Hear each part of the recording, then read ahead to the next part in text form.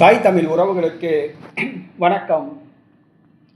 மகாத்மா காந்தி ஏன் சுட்டுக் கொல்லப்பட்டார் தெரியுமா என்ற தலைப்பில் இந்த காணொளியை காண்கிறோம். மகாத்மா காந்தி 1948ஆம் ஆண்டு ஜனவரி மாதம் 30ஆம் நாள் கோட்சே என்ற நபரால் சுட்டுக் கொல்லப்பட்டார். இதற்கு பல்வேறு காரணங்கள் கூறப்படுகிறது.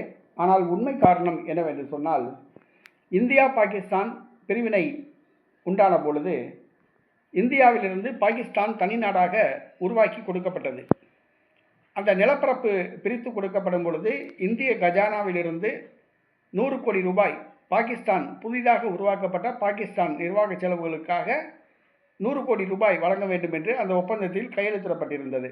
ஆனால் சுதந்திரமடைந்த 6 மாத காலம் ஆகியும் கூட இந்தியா அந்த 100 கோடி ரூபாயை பாகிஸ்தானுக்கு வழங்குவதில் தாமதப்படுத்தி வந்தது. ஒப்பந்தப்படி அந்த 100 கோடி ரூபாயை பாகிஸ்தானுக்கு வழங்க வேண்டும் என்று மகாத்மா காந்தி உண்ணாவிரதம் இருந்தார். அவர் உண்ணாவிரதம் இருந்த அந்த மறுநாள் RSSஐ சார்ந்த அந்த கோட்சே என்பவரால் காந்தி சுட்டுக் கொல்லப்பட்டார். மகாத்மா காந்தி முஸ்லிம்களுக்காகவே அவர் வாதிடுகிறார், முஸ்லிம்களுக்கு ஆதரவாகவே செயல்படுகிறார் என்ற ஒரு வாதம் அப்பொழுது இருந்தது.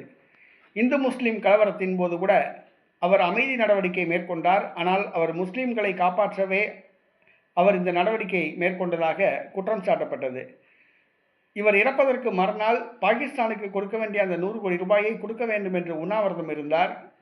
இதனால் தான் அவர் கொல்லப்பட்டார் என்று கூறப்படுகிறது. ஆக முஸ்லிம்களுக்கு ஆதரவாக மகாத்மா காந்தி செயல்பட்டார் என்ற ஒரு குற்றச்சாட்டு அப்பொழுது நிலவியது.